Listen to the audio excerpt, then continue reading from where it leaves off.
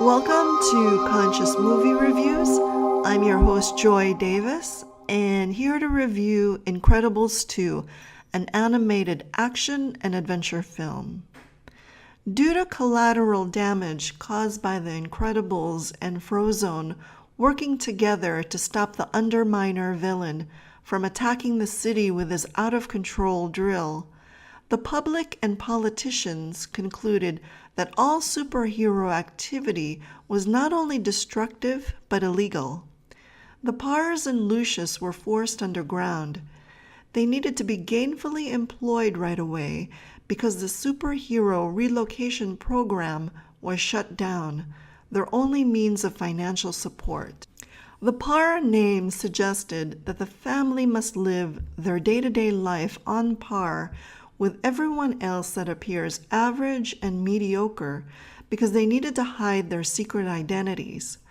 By doing battle with the Underminer who bore into the earth, it was a prophetic sign that superheroes will need to go underground before a new direction opens up for them. As a fellow crime fighter, Frozone's ability to freeze things relates to how the public has grown cold towards superheroes.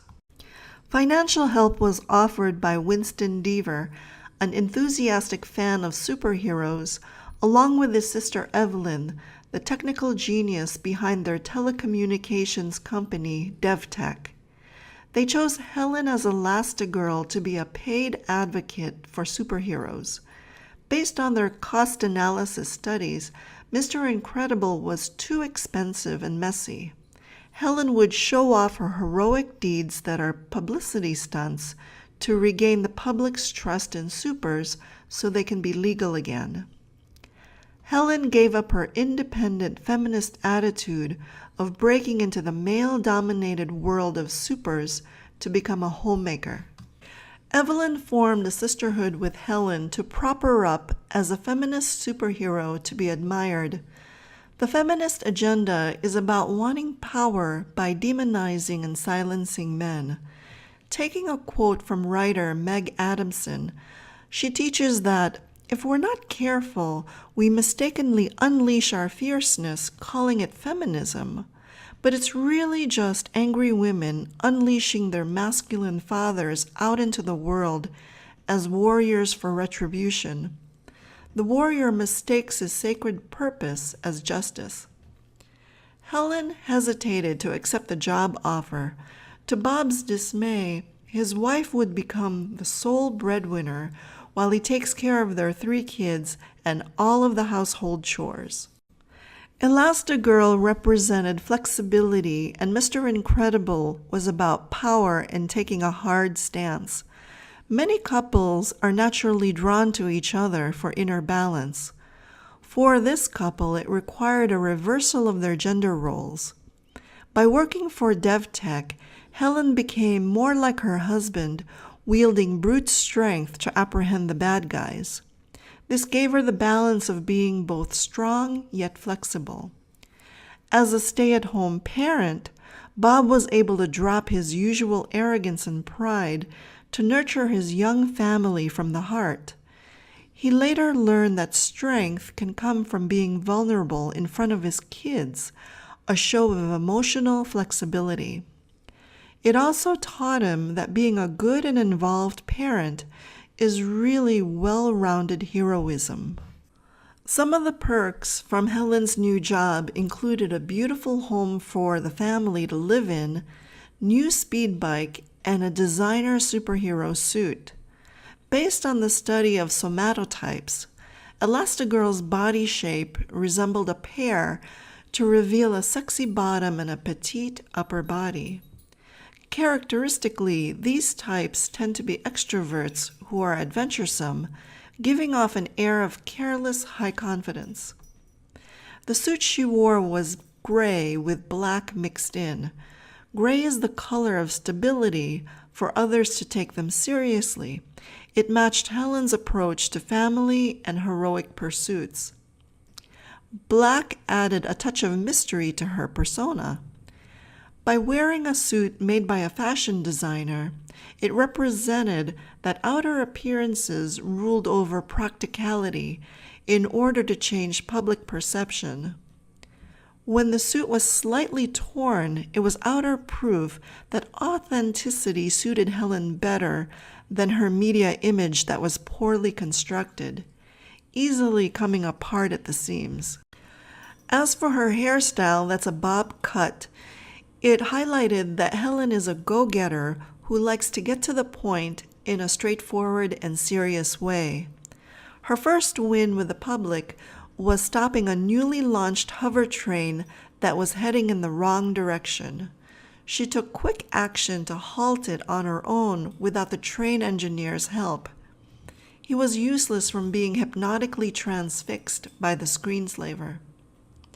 The scene was another prophetic encounter with a villain, an early warning that she was the one moving in the wrong direction by doing publicity work for the Deavors, and needs to stop it before she gets too caught up in their hypnotic lure of money and fame.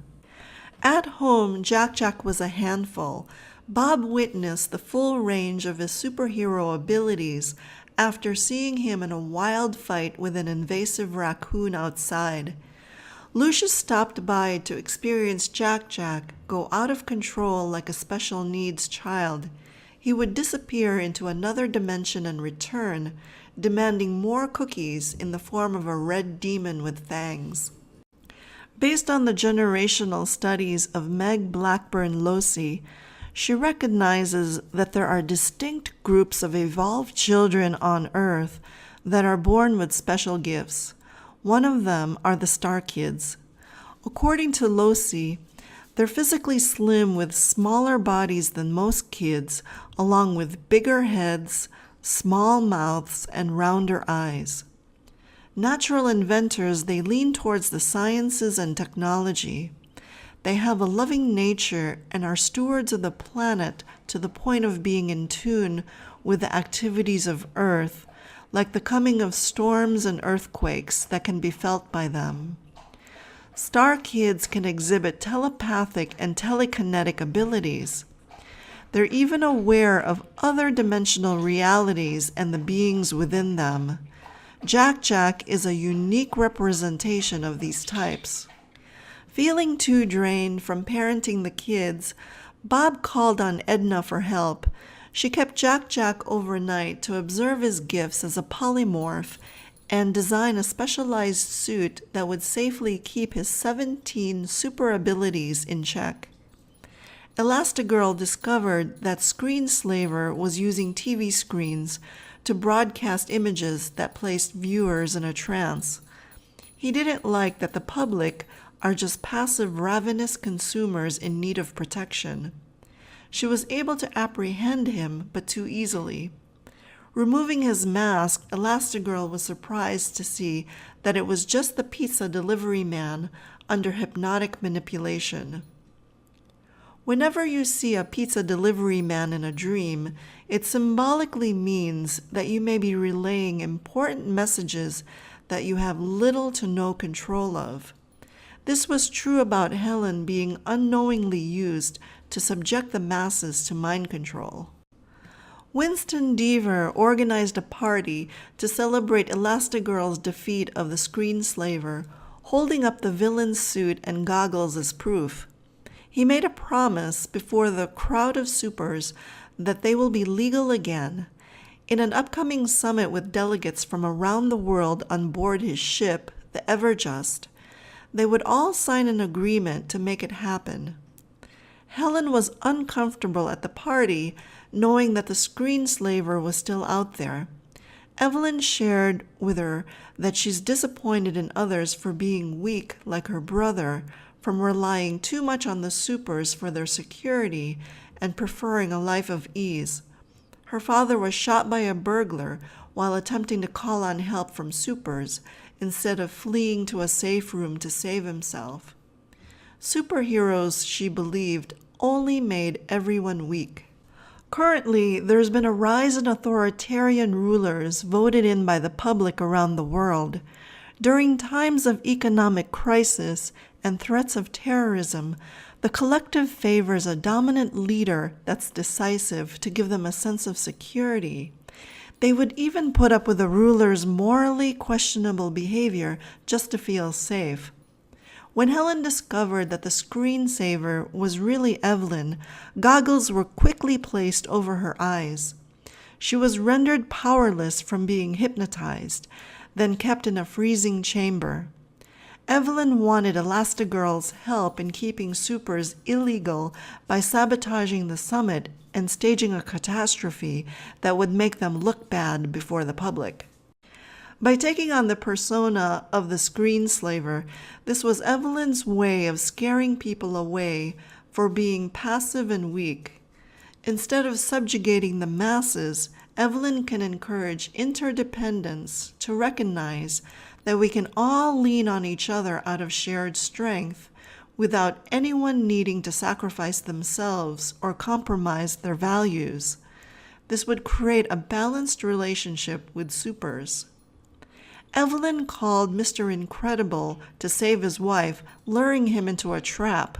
Lucius stayed behind but was visited by the supers who were under mind control. Unable to hold them back with an ice wall, Frozone was forced to wear the goggles. The kids made a quick getaway in Bob's repossessed car to head for the ship. The rise of superhero culture is our collective desire for greatness. We're already whole and great within, but our mind wants us to believe we're less than that. By being attracted to supervillains as well, it only reinforces our subconscious beliefs that we're weak to diminish our greatness. As we keep replaying these thoughts, we put ourselves in a self-induced trance, reinforcing these lies. The televised summit was underway with the delegates and all of the hypnotized supers on board. Jack shows up to rip off his mother's goggles, breaking the trance she was in while Evelyn escaped, taking Winston with her. Elastigirl foiled her plans by taking down their jet. Free of mind control goggles, Mr. Incredible went into superhero mode to steer the ship's rudder from below before it crashed into the city but couldn't. Frozone stepped in by freezing the waters for the ship to make a sudden stop. They were met with cheers from the crowd. In the end, the supers gained public approval to be legal again.